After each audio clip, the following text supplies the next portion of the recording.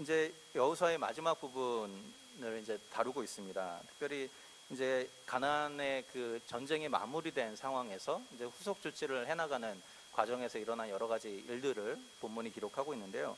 오늘 본문은 이 가나안 정복 전쟁이 마친 이후에 이 그 이스라엘 백성들 안에 있었던 각 지파들 간에 알게 모르게 그 내재되어 있었던 지파들 간의 갈등과 분쟁의 씨앗들이 조금씩 돋아나는 그런 모습을 우리에게 보여주는 내용이라고 할 수 있습니다. 우리가 잘 아는 것처럼 구약 성경의 역사를 보면 특별히 다윗의 왕조 이후에 구약의 역사는 북왕국과 그 남유다 왕국이 서로 대치하고 서로 갈등하는 어떤 그런 과정 가운데 많은 일들이 일어나는 것을 우리가 알게 됩니다. 근데 그것이 어느 날 갑자기 그렇게 된 것이 아니고 이미 이 이스라엘 백성들 안에는 12지파라는 분리된 사람들이 함께 모여서 이룬 연합 공동체였습니다. 그렇기 때문에 사실 그 모든 사람들이 서로 하나 되기는 굉장히 어려운 일인데요. 오늘 본문에 나오는 내용도 바로 그러한 그들 안에 내재되어 있었던 갈등의 모습들이 어떻게 일어났고 그것이 어떻게 해결되었는지 거기에 대한 내용들을 우리에게 이야기를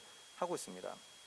오늘 본문이 소개하는 갈등은 이 갈등입니다. 우리가 오늘 본문에 좀 우리가 22장 전체를 읽어야 되지만 시간 관계상 뒷부분만 읽었는데요. 전체 내용을 요약하면 이런 내용입니다. 우리가 여호수아에서 우리 계속 살펴본 것처럼 가나안 땅으로 들어가기 전에 이미 두 지파와 절반의 지파는 그 요단강을 건너기 전 이쪽 요단강 동편이죠. 동편에서 자기의 기업을 이미 받았습니다. 그 사람들이 엄청나게 가축이 많았고 그 많은 가축들을 데리고 요단강을 건너기가 너무 힘들어서 모세에게 요청을 하죠. 그래서 모세가 그것을 허락합니다. 다만 그들이 약속한 것이 무엇입니까? 여기에서 우리의 성읍을 짓고 우리의 자녀들과 우리 아내들이 머물 수 있도록 한 다음에 우리는 무장하고 앞장서서 너희들과 함께 싸우겠다라는 것을 그들이 약속을 합니다. 그리고 실제로 그 약속을 그들이 지켰어요. 그렇죠? 자신의 생명을 다해서 가장 앞장서서 이스라엘의 그 가나안 정복 전쟁을 싸웠고 그리고 나서 그것으로 인해서 이제 가나안 정복이 마무리가 되었습니다. 그래서 오늘 여호수아는 이제 그들과 한 약속을 지키기 위해서 그들을 다 불러 모읍니다. 불러 모아서 그들에게 칭찬하고 또 그들을 이제 다시 자기의 고향으로 보내주는 내용이 바로 오늘 본문의 22장의 내용입니다. 이렇게 이야기하면서 오늘 여호수아가 뭐라고 말하냐면 22장 그 3절을 보면 이렇게 이야기를 합니다. 그들을 칭찬하면서 오늘날까지 날이 오래도록 너희가 너희 형제를 떠나지 아니하고 오직 너희 하나님 여호와의 명하신 그 책임을 지켰도다 이렇게 말합니다. 그러니까 오랫동안이요. 단순히 몇 달이 아니었고 아마도 수년에 걸친 싸움이었을 겁니다. 수년에 걸친 이 싸움 동안 대부분의 전쟁에 참여할 수 있는 남자들은 아마도 이 전쟁에 참여했던 것 같고요. 나머지 그 여인들과 자녀들과 어린 아이들만 물론 몇 명이 남아 있을 수도 있겠죠. 어린 아이들만 그 요단 동쪽 자기들의 기업에 머물러 있었습니다. 사실 이것은 어떻게 보면 그들의 입장에서는 굉장히 큰 희생과 헌신이라고 할 수 있습니다. 그들이 떠나 있는 동안 남아 있는 가족들이 공격을 당할 수도 있고요. 그죠? 경제적인 어떤 어려움들, 농사를 지을 힘과 그런 것이 부족하기 때문에 경제적인 어려움을 겪을 수도 있습니다. 그럼에도 불구하고 하나님과 더불어 맺은 약속을 지키기 위해서 자신의 삶을 다 헌신하고 이 정복 전쟁에 동참을 했던 것이죠. 그래서 오늘 본문에 보면 이제 여호수아가 그것을 칭찬하면서 이제 그들이 얻은 많은 전리품들을 최대한 많이 그들에게 줍니다. 주고 가지고 가서 너희의 가족들과 함께 나눠서 쓰라 이렇게 이야기를 합니다. 굉장히 아름다운 모습이죠. 이 나머지 두 지파 반은 다른 형제들을 위하여서 자기의 생명을 걸고 싸워줬고 나머지 그 전쟁에서 승리한 다음에 여기 있던 더 많은 지파들은 그들을 환송하면서 보내주는 아름다운 장면입니다. 그런데 이 아름다운 모습 이면에 그들 사이에 분열의 씨앗이 자라고 있다는 것을 오늘 본문이 보여주고 있습니다. 어떤 이야기냐면 이제 느우벤 지파와 갓 지파와 므낫세 반 지파가 이제 여호수아의 이제 환송을 받으면서 자기 집으로 돌아가는 과정이에요. 근데 요단강을 건너야 가겠죠. 근데 요단강을 건너기 바로 직전에 그 가나안 지역에 있는 요단강가에 커다란 단을 세우게 됩니다. 어디서나 볼 수 있는 아주 커다란 단을 세워요. 단이라는 것은 구약 성경에서 주로 희생 제사를 드리는 곳을 단이라고 우리가 표현을 합니다. 그런데 문제는 뭐냐면 당시에 하나님께 드리는 희생 제사는 실로에는 여호와의 성막에서만 드리도록 그렇게 되었어요. 그것이 율법이었고 하나님의 명령이었습니다. 그것이 아닌 다른 곳에서 희생제사를 마음대로 드리는 것은 하나님의 명령을 어기는 것이고 일종의 우상 숭배나 하나님의 이름을 모독하는 것과 맞먹는 죄악으로 여겨졌던 시대예요. 그러니까 이 나머지 두 지파 반이 자기 고향으로 돌아가면서 세운 커다란 단을 보면서 여기 남아있던 다른 10지파 사람들이 굉장히 소동을 하게 됩니다. 소란을 일으키게 돼요. 왜 그러냐면 그들의 보기에 이것은 그들이 이제 더 이상 하나님을 섬기기를 중단했다는 의미이고 어떻게 보면 그들이 이단이 되었다 또는 하나님을 배역하는 배역자가 되었다라는 그 배도자가 되었다라는 의미로 받아들여졌던 것이죠. 그래서 오늘 본문의 그 앞부분에 우리가 안 읽은 앞부분에 보면 10절부터 그 13절 그쪽을 보면 이제 그것을 본 사람들이 이 요단의 서쪽에 있었던 사람들이 다 사람들을 모읍니다. 실로에서 모여가지고 우리가 싸우러 가자 이렇게 얘기합니다. 저들을 가서 멸하자. 왜냐하면 저들은 이미 배교자가 되었기 때문에 우리는 저들을 멸해야 된다라고 이야기를 하고 있습니다. 다행히 이 사람들이 생각을 바꾼 것 같아요. 그래서 다 가지 않고 그 비느하스라는 제사장과 각 지파의 10명의 대표자들을 뽑아가지고 보냅니다. 보내서 자초지종을 묻게 해요. 무슨 일이 일어나는지 묻게 합니다. 그래서 오늘 본문에 살펴본 오늘 우리가 읽은 이 본문은 그렇게 파송된 이 대표자들이 가서 무슨 일이 일어나는지를 듣는 장면으로 시작이 됩니다. 여기 보면 이 비느하스라는 사람이 나오지 않습니까? 여기 비느하스를 보낸 이유가 있습니다. 왜냐하면 민수기 25장에 보면요, 바알부올이라는 사건이 나옵니다. 그게 무슨 말이냐면 이스라엘 백성들이 모압 여인들과 음란을 행하고 모압이 섬기던 그 부올이라는 신, 바알부올이라는 신을 섬기는 그런 일에 동참하는 사건이 나옵니다. 그때 하나님이 그것을 분노하시고 모세도 거기에 대해서 분노했어요. 그래서 모세가 뭐라고 명령했냐면 누구든지 이런 악한 일을 행한 자를 죽여라, 누구든지 나와서 죽여라 이렇게 말했을 때 가장 먼저 나와서 그 일을 행한 사람이 누구냐면 비느하스라는 사람이었어요. 그러니까 그래서 하나님이 비느하스를 어떻게 평가했냐면 그가 하나님의 질투하심으로 나의 질투함으로 질투하여서 이 심판에 동참했다라고 말하고 칭찬하십니다. 그리고 너에게 영원한 제사장의 직분을 줄 것이다 그렇게 약속을 해요. 그래서 이제 비느하스 그때부터 제사장의 그 가족이 제사장의 직분을 감당하게 되는데요. 따라서 이 사건을 해결하기 위해서 비느하스를 보낸 것에는 중요한 메시지가 있습니다. 무엇이죠? 너희가 만일 정말로 우상을 섬기는 일로 이 일 단을 쌓았다면 이 비느하스가 바알부올 사건에서 사람들을 죽인 것처럼 너희도 가만히 두지 않겠다라는 일종의 경고의 말이에요. 경고의 말. 자, 그런데 오늘 본문을 찾아가서 이제 그 말을 듣습니다. 무슨 일이냐 이렇게 물어요. 그런데 오늘 본문의 내용을 요약해 보면 이런 겁니다. 그들이 그 단을 세운 것은 우상을 섬기기 위해서 세운 것이 아니다라고 이야기합니다. 그렇죠? 다만 너희와 우리 사이에 한 증거물을 세우기 위해서다라고 이야기합니다. 그 내용이 우리 26절, 27절에 나오는데요. 우리 다시 성경을 좀 피시고 26절, 27절 한번 보시겠습니다. 제가 한번 읽어드리겠습니다.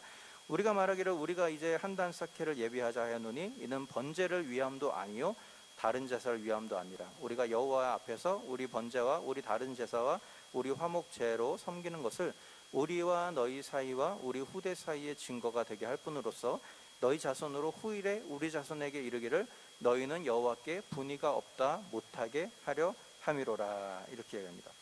무슨 말이냐면 이런 얘기입니다. 이스라엘의 그 지형은 요단강을 중심으로 동과 서가 확연하게 구분이 되어 있어요. 물론 요단강은 와디라는 이름에 불리는 강인데 그 말은 뭐냐면 건기에는 마르고 우기에는 넘쳐나는 강입니다. 그렇기 때문에 강이 있지만 건기에는 충분히 건널 수 있는 강이에요.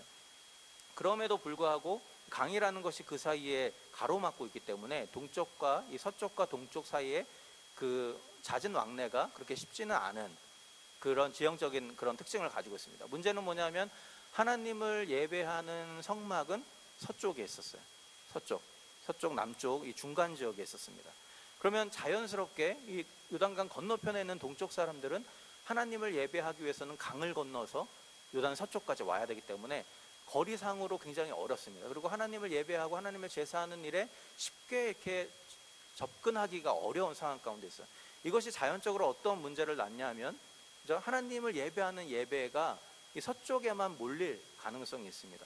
그렇죠? 그리고 이 동쪽 지역 사람들은 차츰 그게 멀어져서 하나님을 예배하지 않게 될 가능성이 있었다는 거예요. 이것에 대한 염려가 이들 가운데 있었어요. 우리가 이쪽에서 멀리 떨어져 있기 때문에 우리가 만일 이 서쪽에 있는 사람들이 너희는 우리 예배하러 자주 못 오지 않느냐, 하나님을 제사하는 일에 잘 참여하지 않지 않느냐, 너희는 하나님의 사람이 아니다, 이렇게 말할 수도 있었다라는 고민을 하게 됩니다. 그런 고민과 염려 가운데 이들이 커다란 단을 세우는 거예요. 누구나 볼 수 있는 커다란 단을 세웁니다. 그래서 무엇을 증거하기 원하는 겁니까? 너희만 하나님을 예배하는 자들이 아니고 우리도 멀리 있지만 하나님을 경배하는 자들이다, 하나님을 섬기는 자들이다, 이것을 증거로 삼자, 이런 어떤 목적을 가지고 이 단을 세웠다라는 것이죠.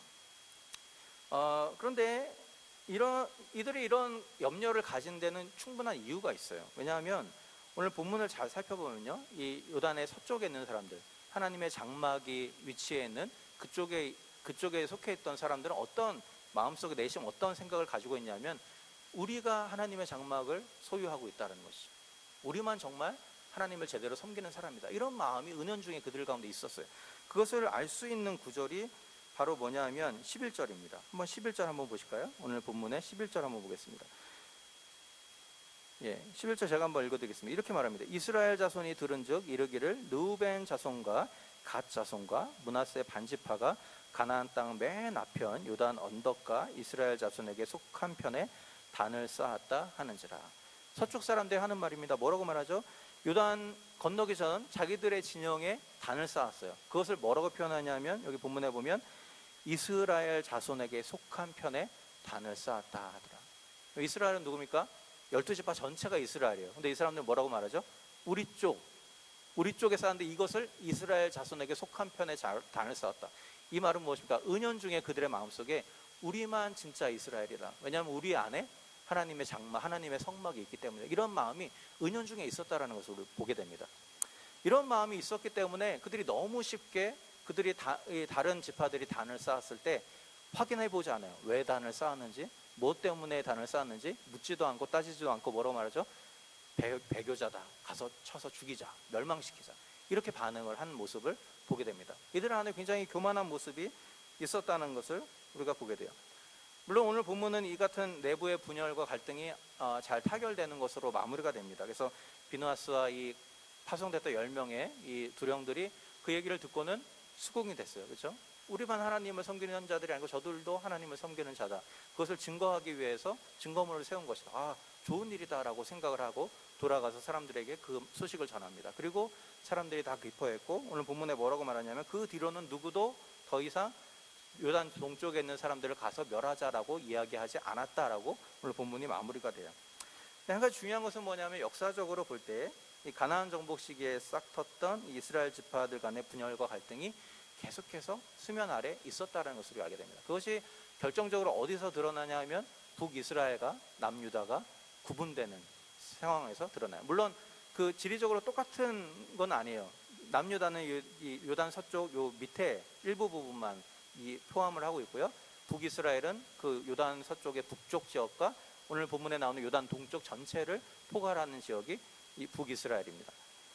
물론 북이스라엘이 갈라져 나간 구체적인 이유는 그쪽에 사마리아에 또 다른 성전을 세우고 그들이 우상숭배에 참여했기 때문에 그렇습니다. 그러나 오늘 여러 가지 역사적인 정황들을 볼 때 그들 안에 이 지파들 간에 있었던 분열과 갈등들이 계속해서 내재되어 있었다는 사실을 오늘 우리가 보게 되는 것이죠. 오늘 본문에서 나오는 이 12지파들 사이에 이 갈등 중에서 우리가 중요한 것은 뭐냐면, 그 갈등의 출발점이 하나님에 대한 신앙에서부터 출발한다라는 데 있습니다. 굉장히 아이러니한 것인데요, 서쪽에 있는 사람들은 동쪽에 있는 사람들 너무나 쉽게 이단자로 딱 규정해 버립니다. 자신들이 가지고 있는 교만함 때문에 그렇게 해버리죠. 물론 하나님을 향한 신앙의 문제를 타협해서는 안 됩니다. 그러나 오늘 본문에서 그들이 왜 단을 세웠는지, 왜 단을 세우고 증거물을 세우려고 했는지 생각해보지 않고, 그들의 어떤 관점이나 그들의 입장을 돌아보지 않고 너무 쉽게 그들을 이단자로, 배교자로 그냥 규정해 버렸다는 거죠. 그렇기 때문에 자기들을 위해서 헌신하고 사랑을 베풀었던 그들의 사랑은 온데간데 없고, 그죠? 그냥 그 자신들과 맞지 않다는 이유로 이단으로 규정하는 모습들을 보게 됩니다. 제가 오늘 본문을 읽고 묵상하면서 한 가지 깨닫게 된 사실이 있습니다. 이게 뭐냐면 이 본문이 이 하나님의 백성으로 부름받은 이 땅의 교회들을 비추는 거울이 아닌가라는 생각을 해보게 됩니다. 여러분, 각기 출신과 배경과 성향이 다른 12지파들이 모여서 하나의 이스라엘을 이루었습니다. 그리고 그 하나의 이스라엘이 한 가지 사명, 가나안을 정복하는 사명을 위하여서 협력하였어요. 마찬가지로 오늘날의 교회도 마찬가지죠. 서로 다른 사람들, 서로 다른 이해관계와 서로 다른 배경과 서로 다른 어떤 생각을 가진 사람들이 함께 모여서 하나님의 나라를 이루어가는 한 가지 사명을 위해서 연합하고 헌신하는 것이 바로 교회인 것이죠. 그래서 교회가 처음 시작될 때는 누구나 원대한 비전을 가지고 시작을 합니다. 죄악이 가득한 이 세상 속에서 어떻게 하면 거룩한 하나님의 공동체를 만들어 볼 것인가를 고민하면서 교회가 세워지게 돼요. 근데 중요한 것은 이 오늘 본문에서 본 것처럼 가나안 정복이 마무리되는 시점에 이들 안에 서로의 갈등과 분열이 시작된 것처럼 교회도 마찬가지로 처음에는 그렇게 시작되었지만 시간이 지나면서 어느새 죄악된 세상과의 싸움은 온데간데 없고 우리 안에서 서로 싸우고 서로 갈등하고 서로 분열하는 모습으로 끝날 때가 너무나 많이 있다는 것이죠.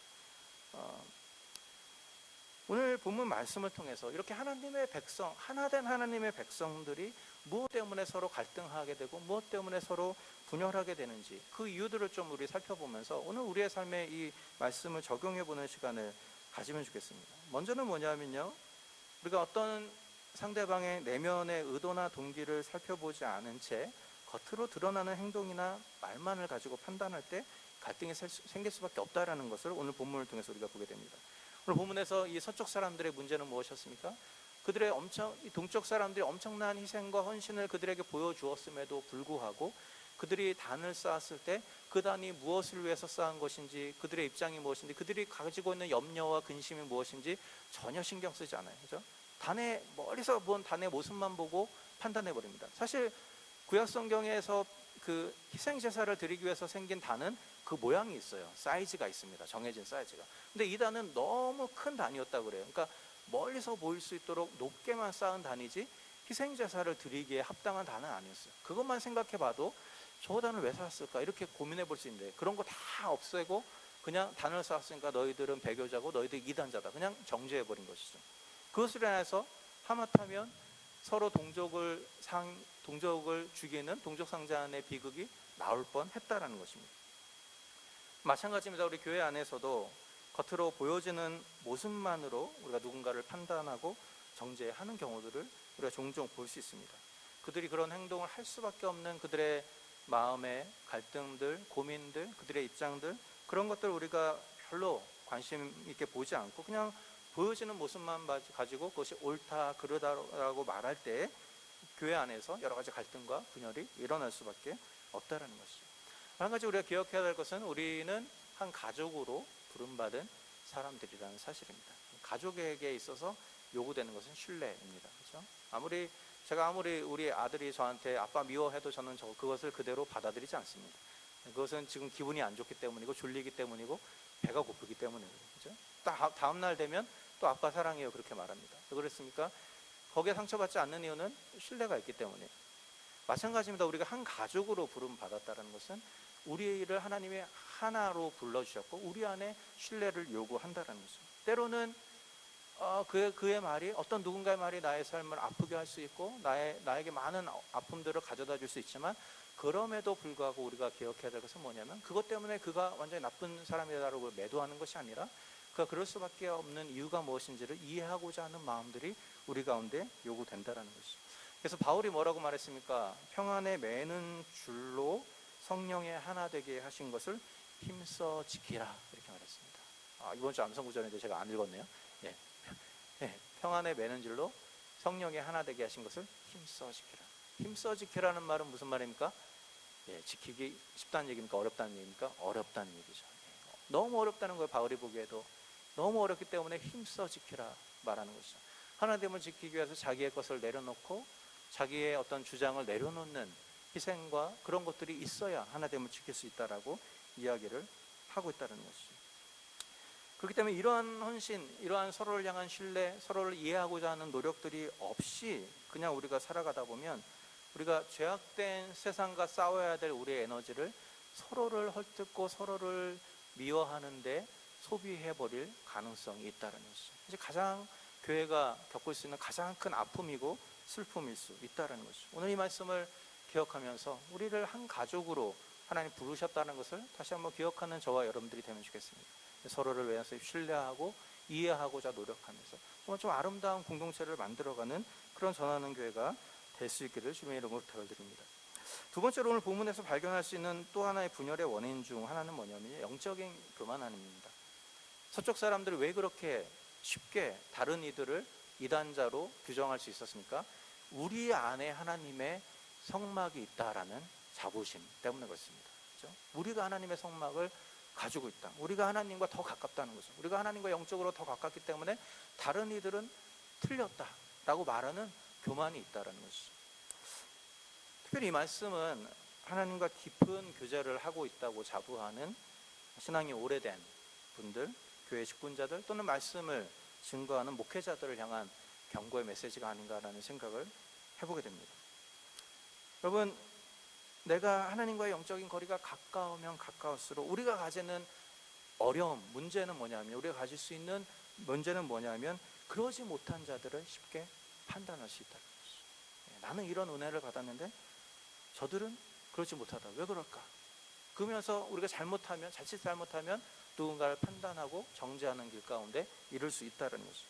한 가지 우리가 기억해야 될 것은 무엇입니까? 신앙의 깊이나 신앙의 질을 판단하는 것은 우리의 몫이 아니라 하나님의 몫이라는 것입니다. 하나님의 몫이라는 것이죠. 물론 영적으로 연약한 이들의 필요를 민감하게 보고 우리가 그들의 영적인 필요를 채우는 것은 교회의 중요한 사역입니다. 그러나 그 모든 일들을 지나갈 때 우리가 피해야 될 것 중에 하나는 뭐냐면 누군가의 신앙을 나의 잣대로 판단하려 해서는 안 된다는 것이죠.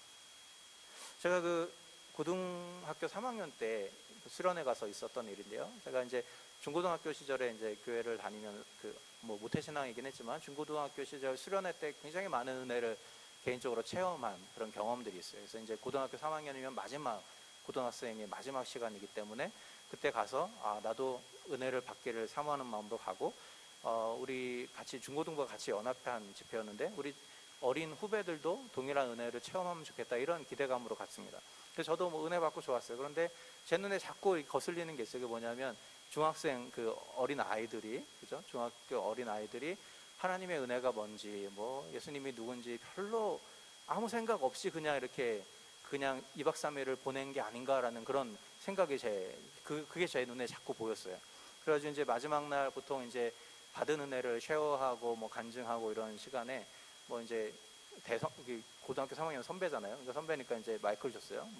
얘기를 하다가 그런 얘기 제가 했어요.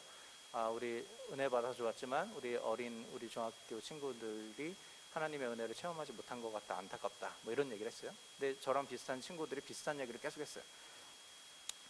그게 끝난 다음에 한 중학생 친구가 마이크를 잡았습니다. 뭐라고 얘기했겠습니까? 저도 은혜 많이 받았습니다. 저도 하나님 사랑해요. 그렇게 판단하지 마세요. 어린 친구가 그런 얘기를 하는 것을 쫙 듣고 제가 너무 여기 하나님이 주시는 그런 음성이 딱 들렸어요. 그게 뭐냐면 그때 제가 깨달은 건 뭐냐면 내가 받은 은혜 그 똑같은 모습, 내가 받은 은혜가 모든 사람들이 똑같은 모습으로 받아야 되는 것은 아니다라는 것을 제가 기억하게 됐습니다. 그러니까 내가 두 손 들고 콧물 흘리면서 기도하는 은혜를 받았다고 해서 저 사람도 똑같은 모습의 은혜를 받아야 된다고 고집해서는 안 된다는 것이죠.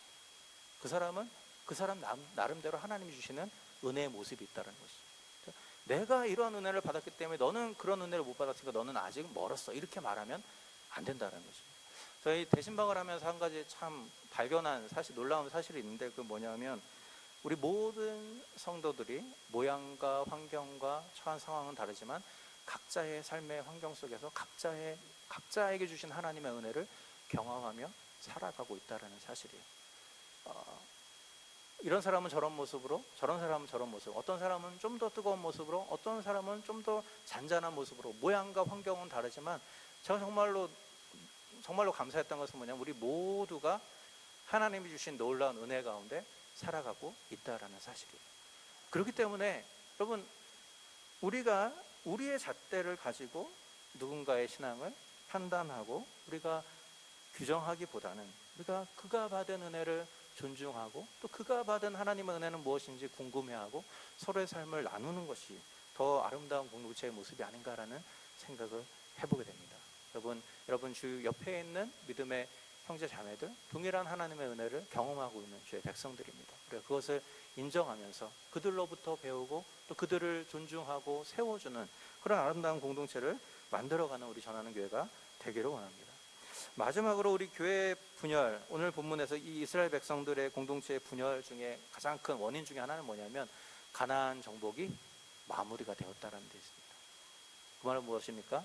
함께 싸우고 함께 추구해야 될 사명이 있을 동안에는 그들이 서로 간의 문제에 대해서 볼 겨를이 없었어요. 근데 가나안 정복이 마무리되고 이제 모든 것이 편안해지는 시간이 왔을 때 서로의 문제, 서로의 안의 갈등들, 서로 안의 어떤 분열들이 자꾸만 그 속에서 이렇게 드러나는 그런 문제들을 오늘 본문을 통해서 우리가 보게 되는 것이죠.